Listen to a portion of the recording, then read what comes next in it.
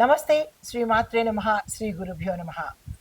మే నెలలో రాహు కేతువులు, ఈ రాహు కేతువుల్ని మనము ఛాయాగ్రహాలుగాను, కీడు గ్రహాలుగాను, అశుభ గ్రహాలుగాను, చెడు గ్రహాలుగాను మనం చెప్తూ ఉంటాము. అయితే ఈ రాహు కేతువులు ఇద్దరూ కూడా ఒక్కొక్కసారి తమ గమనంలో మంచియే చేస్తారు తప్ప చెడు అనేది సందర్భానుసారంగాను, వారి వారి యొక్క కర్మానుసారంగాను చెడు జరుగుతూ ఉంటుంది. కొంతమందికి మిశ్రమ ఫలితాలు ఇస్తూ ఉంటారు. అయితే ఈ సంచారం మూలకంగా ఈ రాహు కేతువులు అత్యంత నిదానంగా సంచారం చేసుకుంటూ తమ తమ సంచారాన్ని, స్థానాల్ని మార్చుకుంటున్నారు ఈ మే నెలలో. అయితే ఈ మే నెలలో 18వ తారీఖు నుంచి రాహువు ఇంతవరకు రాహు మీనరాశిలో ఉన్నాడు. అంటే మే నెల 1వ తారీఖు నుంచి 17వ తారీఖు వరకు మీనరాశిలో సంచారం చేస్తూ 18వ తారీఖు నుంచి మీనం నుంచి కుంభంలోకి అంటే తిరోగమన దిశలో వెనక్కి వెళ్తున్నాడు. అయితే కేతువు కన్యా రాశి నుంచి సింహరాశిలోకి తన సంచారాన్ని మొదలు పెడుతున్నాడు. అయితే ఈ రాహు కేతువులో ఈ మార్పు వల్ల మనకి దేశ కాల మాన సామాజిక ఆర్థిక న్యాయంగా అంటే న్యాయ వ్యవస్థలో ఇలా ప్రతి ఒక్క అంశంలోనూ వాతావరణంలోనూ ఎలాంటి మార్పులు సంభవిస్తున్నాయి అంటే ఈ గ్రహాల యొక్క మార్పు ఒక్క మనిషికే కాకుండా ప్రకృతి మీద, దేశం మీద, అన్ని వ్యవస్థల మీద, అన్ని రంగాల మీద తమ యొక్క ప్రభావాన్ని ఎట్లా చూపిస్తున్నారు అనే అంశాన్ని విశదీకరంగా తెలుసుకుందాము. అయితే ఇప్పుడు విద్యారంగం నుంచి చూద్దాము. విద్యారంగంలో ఎలాంటి మార్పులు వస్తాయి అంటే ఈ ఈ వాతావరణ మార్పుల వల్ల అంటే ఈ రాహు కేతువుల యొక్క మార్పు వల్ల విద్యా వ్యవస్థ మీద తీవ్రంగా పడబోతోంది తమ యొక్క ప్రభావము. విద్యార్థులు సాంకేతిక పరిజ్ఞానం మీదకి వెళ్లాల్సిన పరిస్థితి గోచరిస్తోంది. ఇంకా ఉద్యోగ రంగంలో చూసుకున్నట్టయితే అంటే మామూలు చదువుల కన్నా సాంకేతిక రంగంలో చదువులే ఎక్కువగా అభివృద్ధి అయ్యేటట్టుగా గోచరిస్తోంది. ఉద్యోగ అవకాశాలు కూడా అటువైపే ఉండడం వల్ల తప్పనిసరి పరిస్థితుల్లో ఈ ప్రభావాల వల్ల విద్యా సంస్థల్లో మార్పులు చోటు చేసుకుంటున్నాయి. ఎప్పుడైతే విద్యా సంస్థల్లో మార్పులు చోటు చేసుకున్నాయో తద్వారా ఉద్యోగ రంగంలో కూడా మార్పులు సంభవిస్తాయి. దీనికి మరి పరిహారాలు అంటే ఎక్కువగా టెక్నికల్ వైపు అభివృద్ధి చేసుకోవడం, సమయ పాలన చేసుకున్నట్టయితే కనుక వీటి ప్రభావం నుంచి కొంత తప్పుకునేటట్టుగా ఉంటుంది. తదుపరి రాశి ధనస్సు రాశి. ఈ ధనస్సు రాశిలో రాహు 5వ స్థానంలోను, కేతు 11వ స్థానంలోను సంచారం చేస్తున్నారు. అయితే వీటి యొక్క ప్రభావము విద్యార్థులకు మీ యొక్క విద్య మీద విశేషమైన విజయాలు కలిగేటట్టుగాను, మీరు ఏ రంగంలోకి వెళ్ళినా సక్సెస్ అయ్యేటట్టుగాను విద్యార్థులకు మంచి సమయం అని చెప్పొచ్చు. మీరు ఏ ప్రణాళికలు వేసుకున్నా సక్సెస్ అయ్యే అవకాశం ఉంది. ఇక ఉద్యోగస్తులకు చూసుకున్నట్టయితే అదనపు బాధ్యతలు మీ మీద పడ్డము, మరికొంతమందికి చిరకాలంగా వేచి చూస్తూ ఉన్న మీ ప్రాజెక్టులు ఏవైనా ఉంటే కనుక, లేదా ఉద్యోగం కోసం ప్రయత్నాలు చేస్తున్నట్టయినా, లేదా విదేశాలు వెళ్ళడానికి ఏదైనా ప్రణాళికలు వేసుకున్నట్టయితే కనుక మీరు ఫ్యూచర్ ప్లాన్స్ ఏవైతే అనుకున్నారో అవి సక్సెస్ అయ్యేందుకు ఈ సమయం చాలా బాగా ఉపయోగపడుతుంది. ప్రయత్నం చేసుకోండి. కుటుంబపరంగా చూసుకున్నట్టయితే సంతానానికి సంబంధించినటువంటి సమస్యలు ఎక్కువగా వచ్చేటట్టుగా గోచరిస్తోంది. అంటే సంతానం ఉన్నవారికి వారి సంతానం పట్ల ఇబ్బందులు కలగడము, సంతానం కోసం ప్రయత్నం చేస్తున్న వాళ్ళకి అవ్వకుండా మాటికి ఇబ్బంది కలిగేటట్టుగా గోచరిస్తోంది. కాబట్టి ఈ రాహుకేతు సమయాలు దాటిపోయిన తరువాత సంతానం కోసం ప్రయత్నం చేసుకోండి. అయితే ధనపరంగా చూసినట్టయితే కనుక లాభదాయకమైన సమయము. వ్యాపారస్తులకు, వ్యవసాయదారులకు ఇలా ప్రతి రంగంలోనూ చూసినట్టయితే ధనపరంగా చాలా బేషుగ్గా ఉండబోతోంది. మీరు ధనపరంగా ఏ ప్రయత్నాలు చేసినా వీళ్ళిద్దరూ సక్సెస్ని ఇవ్వబోతున్నారు.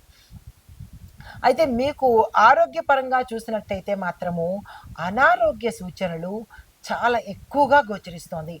అంటే జీర్ణ సంబంధించి, లివర్‌కి సంబంధించి, కాన్‌స్టిపేషన్‌కి సంబంధించి, కిడ్నీస్‌కి సంబంధించి, అలర్జీలకు సంబంధించి చాలా ఎక్కువగా తీవ్రమైన అనారోగ్యాలు గోచరిస్తున్నాయి.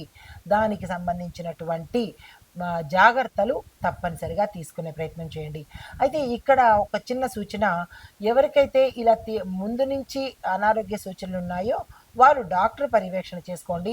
లేదా ఇప్పుడిప్పుడే చిన్న చిన్నగా ఇబ్బందులొస్తున్నాయి అని అనుకున్న వాళ్ళు ధన్వంతరి మంత్రాన్ని తప్పనిసరిగా ప్రత్యేకంగా చదువుకోండి.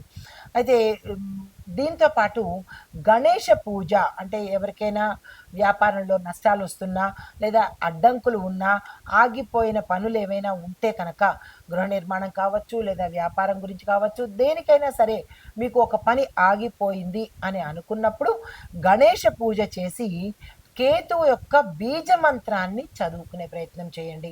తప్పనిసరిగా ముందుకెళ్ళే అవకాశం కనబడుతుంది.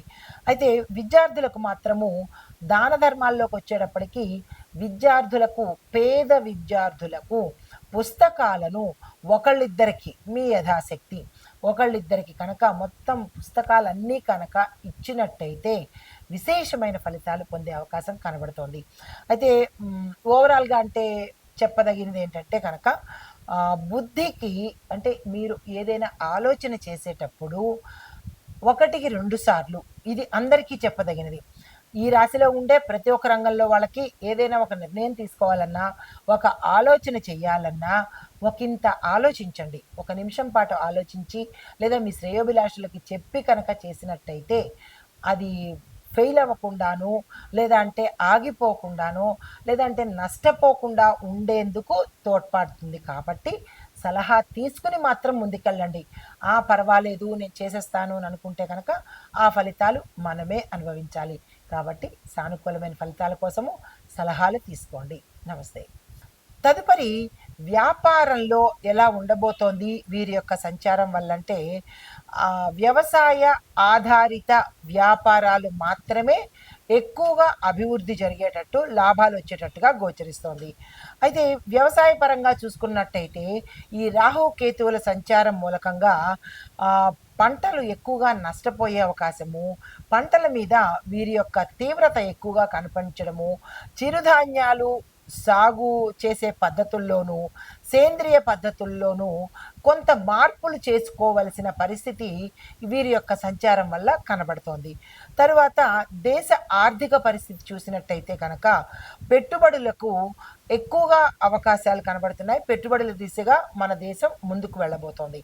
అయితే ప్రైవేటు ప్రభుత్వ భాగస్వామ్యాలు ఎక్కువగా పెరిగేటట్టుగా, అంటే పార్ట్నర్షిప్లో గవర్నమెంట్ది, ప్రైవేట్ది ఎక్కువగా పార్ట్నర్షిప్స్ ఎక్కువగా నడిచేటట్టుగాను, వాటికి దోహదం కలిగేటట్టుగాను వీరి యొక్క సంచార ఫలితం కనబడుతోంది.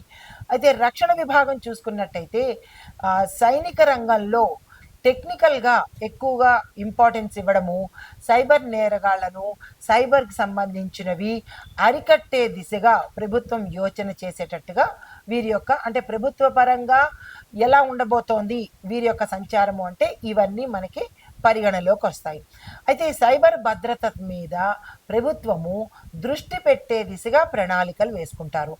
తర్వాత న్యాయపరంగా చూసినట్టయితే కనుక న్యాయ వ్యవస్థలో డిజిటలైజేషన్ పెరిగి న్యాయ సేవలు అందుబాటులోకి వస్తాయి. అంటే ప్రతి ఒక్కళ్ళకి న్యాయం అందుబాటులోకి రావడము, న్యాయస్థానానికి రాలేని పరిస్థితులు ఉన్న ప్రజల కోసము డిజిటలైజేషన్ జరిగి న్యాయం ఎక్కువగా, అంటే ప్రజలకి న్యాయం జరిగేటట్టుగా ఈ రాహు కేతువుల యొక్క ప్రభావము న్యాయ వ్యవస్థ మీద పడబోతోంది. తర్వాత రాజకీయ రంగంలో చూసినట్టయితే కనుక విపరీతమైన పరిణామాలు రాజకీయ రంగంలో కనబడుతోంది. చాలా మార్పులు వస్తాయి, కొత్త నాయకత్వం రాబోతుంది. దీంతో పాటు ప్రజల సమస్య మీద కూడా ప్రభుత్వము మరింత ఎక్కువగా దృష్టి పెట్టేటట్టుగా గోచరిస్తోంది. తరువాత వాతావరణ ప్రభావం చూసినట్టయితే కనుక ఉష్ణోగ్రతలు తీవ్రతగా పెరగడము, భూకంపాలు, కొన్ని చోట్ల వరదలు, మరికొన్ని చోట్ల తుఫాన్లు, ప్రజల నష్టము, ప్రాణ నష్టము, సంపద నష్టము, ఇలాగా నష్టాలు ఎక్కువగా కలిగేటట్టుగా గోచరిస్తోంది. తరువాత ఆరోగ్యపరంగా అంటే మనుషుల యొక్క ఆరోగ్యపరంగా చూసుకున్నట్టయితే అనారోగ్య సమస్యలు ఎక్కువగా ప్రబలబోతున్నాయి.